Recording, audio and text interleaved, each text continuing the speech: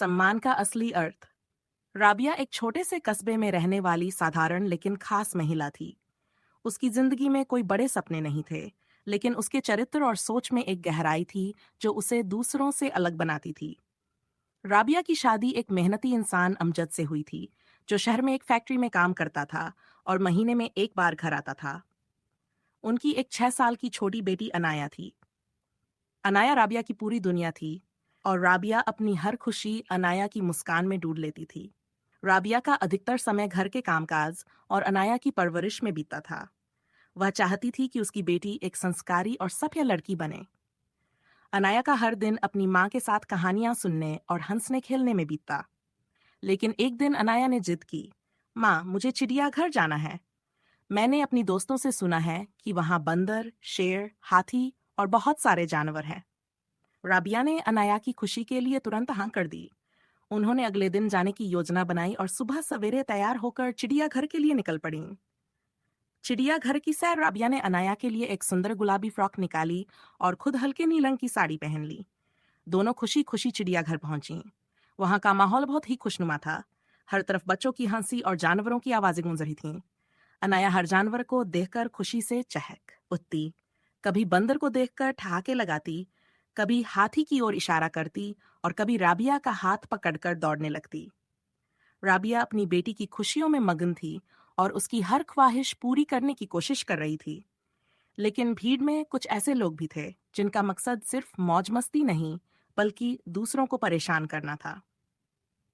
चिड़ियाघर के एक कोने में कुछ मनचले लड़के खड़े थे। वे हर आने जाने वाली महिला को घूरते, उन पर फप्तियां कसते और ठहाके लगाते थे। जब उनकी नजर राबिया पर पड़ी तो उनकी बदतमीजी और बढ़ गई। एक लड़का बोला, भाई देखो, कितनी खूबसूरत औरत है। दूसरा लड़का व्यंग्यात्मक हंसी के साथ बोला, ये तो मेरी होने वाली बीवी लगती है। तीसरा बोला, अरे नहीं, ये तो तुम्हारी भाभी है। राबिया ने उनकी बातों को सुना, लेकिन अनदेखा कर दिया। वह अपनी बेटी की खुशियों पर ध्यान देना चाहती थी और किसी विवाद में पड़ने से बच रही थी। लेकिन लड़कों ने उसकी चुप्पी को कमजोरी समझ लिया और ज्यादा अशोभनीय हरकतें करने लगे। नकली बहादुरी का प्रदर्शन। उनमें से एक लड़का, जो खुद को सबसे बड़ा बहादुर समझता था, शेर के पिंजरे के पास जाकर राबिया को प्रभावित करने की कोशिश करने लगा। उसने शेर की दीवार पर चढ़कर गाना शुरू किया, तेरा ध्यान किधर है, तेरा हीरो इधर है। उसकी यह हरकत भीड़ का ध्यान खींचने लगी। लोग उसकी बेवकूफी देखकर हैरान थे, लेकिन कोई उसे रोकने की हिम्मत नहीं कर रहा था। राबिया ने उसे अनदेखा किया और अपनी बेटी के साथ आगे बढ़ने की कोशिश। एक भयंकर दुर्घटना। वह लड़का, जो अपनी बहादुरी का प्रदर्शन करने के लिए शेर के पिंजरे की दीवार पर चढ़ा था, अचानक फिसलकर पिंजरे के अंदर जा गिरा। पहले तो उसे कुछ समझ ही नहीं आया, लेकिन जैसे ही उसने शेर को अपनी ओर धीरे धीरे कदम बढ़ाते देखा, उसके होश उड़ गए। शेर की आंखों में उसकी भूख और गुस्सा साफ झलक रहा था। लड़का कांपने लगा और मदद के लिए चिल्लाने लगा, भाइयों, मुझे बचाओ, भगवान के लिए कुछ करो।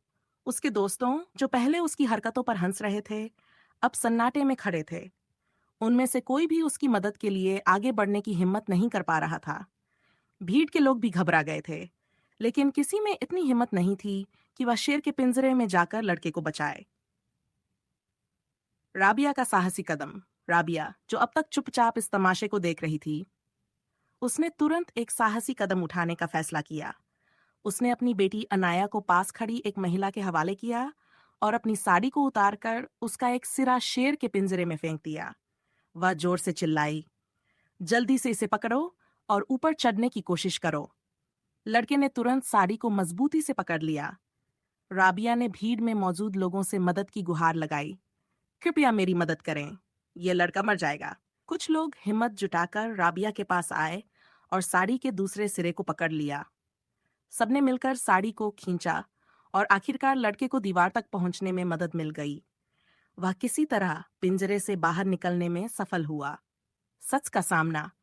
जैसे ही लड़का पिंजरे से बाहर आया, वहां मौजूद सिक्योरिटी गार्ड ने गुस्से में कहा, तुम्हें होश भी है कि तुम क्या कर रहे थे? ऐसी मूर्खता तुम्हारी जान ले सकती थी। अगर यह महिला तुम्हारी मदद न करती तो तुम अब तक शेर का निवाला बन चुके होते। लड़के ने राबिया की ओर देखा, जो अब केवल ब्लाउज और पेटीकोट में खड़ी थी। उसकी साड़ी, जो उसकी जान बचाने का माध्यम बनी थी, अब पूरी तरह गंदगी में सनी हुई थी। लड़के का चेहरा शर्म से झुक गया। उसने तुरंत राबिया के पैरों में गिरकर रोते हुए माफी मांगी। बहन, मुझे माफ कर दो। मैं अपनी गलतियों के लिए शर्मिंदा हूँ। मैंने आपको परेशान किया, आपकी बेइज्जती करने की कोशिश की, लेकिन आपने मेरी जान बचाने के लिए अपनी इज्जत की भी परवाह नहीं की।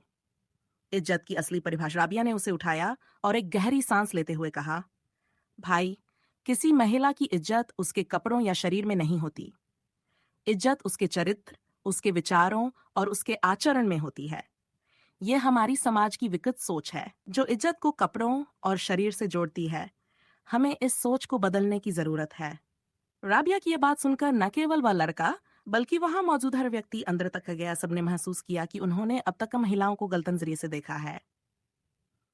एक नई शुरुआत। उस दिन के बाद लड़के और उसके दोस्तों की जिंदगी बदल गई। उन्होंने ठान लिया कि वे अब महिलाओं का सम्मान करेंगे और दूसरों को भी ऐसा करने के लिए प्रेरित करेंगे। राबिया की बहादुरी और उसके शब्दों ने वहां मौजूद सभी लोगों को एक नया दृष्टिकोण दिया। कहानी से सीख। महिला की इज्जत उसके कपड़ों या शरीर में नहीं, बल्कि उसके चरित्र, विचारों और व्यक्तित्व में होती है।